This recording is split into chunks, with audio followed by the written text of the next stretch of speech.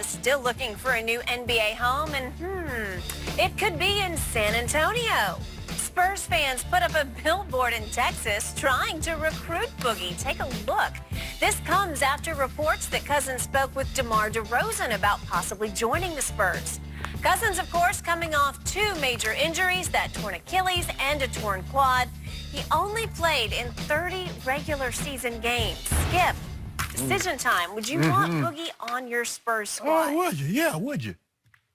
I would love him. I would welcome him. I will help recruit him if they need me to. It's probably unrealistic because they're already cap-strapped and their roster is full, but you could move some things around if he had interest as well as they did, and they should have interest.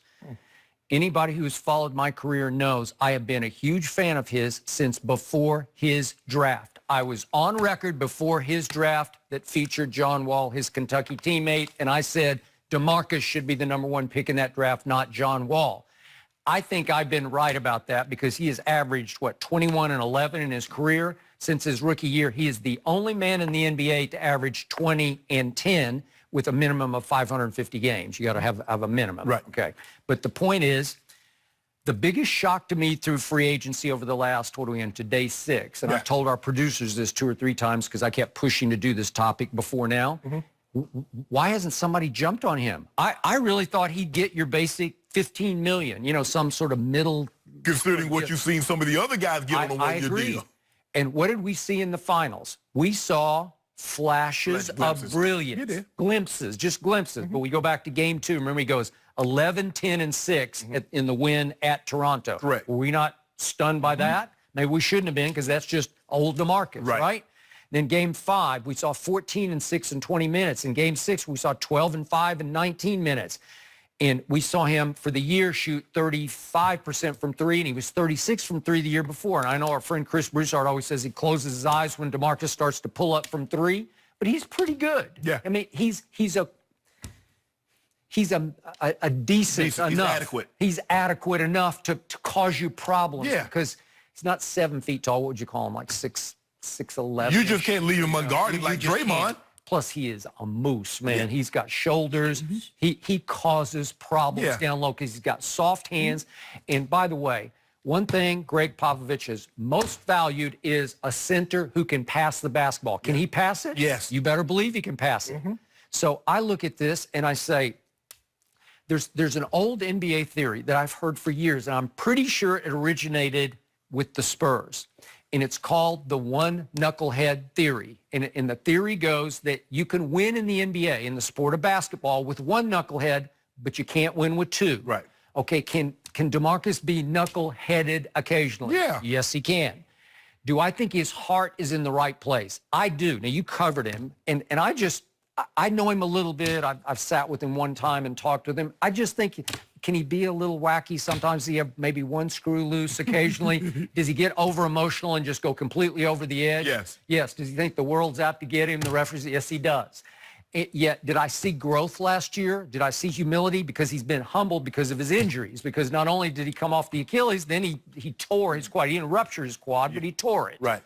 Did that make him grow up a little bit? Did Golden State help him grow a little bit? I believe so. Okay, so if you add him to what has already been added back to the Spurs, because DeJounte Murray is going to be one of the best point guards in basketball, and he wrecked his knee in the preseason last year, so I'm assuming he's going to be full speed coming back. They just went and got DeMarre Carroll, who's an excellent wing defender as well as a three-point shooter.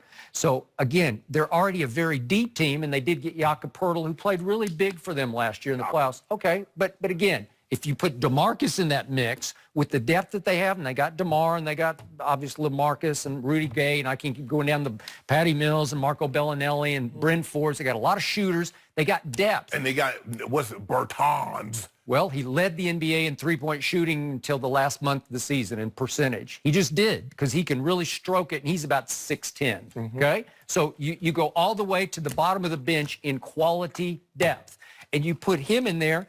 He's got superstar ability to me. So would I love it? Yes. Could Greg Popovich deal with him?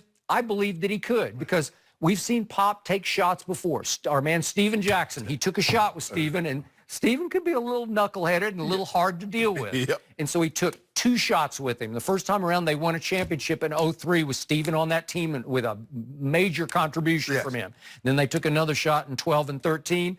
Didn't quite work out, and Steven started great about his minutes and thought that he should play more minutes than Manu, and you can't do that on that organization. Right. And that was the end of that deal. But he took the chance with Steven, who had the reputation that was kind of in the DeMarcus category. So would I love to? Yes, I would. And if I can help Spurs, I'm here to help because I believe this would be tremendous for this team. You know what, Skip? I believe the Spurs is one of the organizations that could deal with this young man. It's kind of like... And he still is a young man. Go ahead. Yeah. Kind of like Golden State. Everybody can't handle Boogie. And I believe the Spurs, the way the culture is in that organization, I believe they're equipped. But you must understand, Skip, he is supremely skilled. The last 6 years before the injury, he was 25 and 12. You says he's 21 and 11 basically for his career. Boogie was always a under the rim player. He didn't play above the rim. I agree. But now the injuries have kind of robbed him of what lift that he did have. So now he's kind of a grounded player. Skip, the guy could give you 40 and 20. Easy, without blinking an eye. Before he got injured, we thought, okay, who's a better big man? Him, Anthony Davis, or Joel Embiid? But the injury, Skip, has forced people to look like, okay, and he gave you 16 and 8. 16 and 8 is good if you didn't know what he's capable of doing before the injury. I agree. So basically, he's going to have to show that he's rebounded because the injuries are starting to happen with greater frequency, even though he is a young man. So the likelihood of him getting a long-term deal, Skip, he's probably going to be on a 2-year deal moving forward. I'm surprised, but I think people value him. They look at him like an Enes Kanter, $5 million. They look at him like a Robin Lopez, a $5 million. They look at him like that because of his injury history and because, he's still, like you said, he's over emotional. I mean, he gets a foul. It wasn't a foul. Man, I ain't fouled the guy. Next thing you know, he got a tech and they run him. But I do believe if he were to go to the Spurs, they could channel that energy in a good way and he could be beneficial. But I'm not really surprised, Skip, that he's having because it has to be the right situation. As talented as he is, he can't help everybody in the way that you would think. He needs to go to a stable organization that has some veteran presence and have a very, very, very coach that is entrenched. That's no BS type. That's Pop. They have LaMarcus. They have Rudy Gay. They have DeMar DeRozan. They have guys that have been there. So I think this would be a great fit for them. But if he can stay healthy, but I don't know if he can do that. Yeah, I agree. Because normally I don't know either. Skip, the Achilles normally is not the year after you do it. It's 2 years later that if you're going to return to what you were, this is the time. So he should be a little better. Hopefully he has a chance because he's been rehabbing. It's hard to get better when you rehab as opposed to training. Because rehab, you're just trying to get back to be functional. Train, you get an opportunity to put your body through situations that you're going to encounter in the game. So it would be great for me if he signed with San Antonio, but I would feel sorry for him in this regard.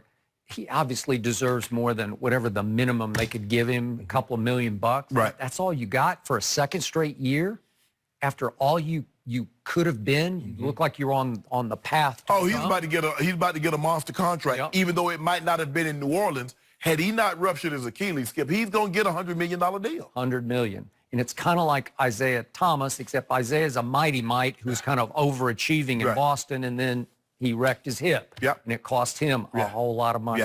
But DeMarcus was maybe the best big man in basketball. I was making the case for a while. Yeah, since 2010, I think he has the most 25-10 games in the NBA. So, he get 40-20 like it's nothing. 30-20 is a walk in the park. Because he's that skilled, like you said, he can put the ball on the floor. He's great around the rim, decent free throw shooter, can shoot. He got 3-point range now. So he's very difficult. It's just that you look at what we saw and you said glimpses. But when he was healthy, it wasn't no glimpse. No. It was an assault all that game. Boogie give you work. So it would be very interesting, even if you do sign number 2 today. And all of a sudden, you got a threat. I might got a few bucks for him. You got Utah and you got San Antonio. I might got Utah. I mean, we mess around and we signed Kawhi. Then the floodgates open, so now we can start filling roster spots. Really? Yeah. Oh, man, we get that boogie. Really? And plus, Boogie, you can come to Club Shay Shay because I know you be on that. You like that yak because you told me. Really? Okay.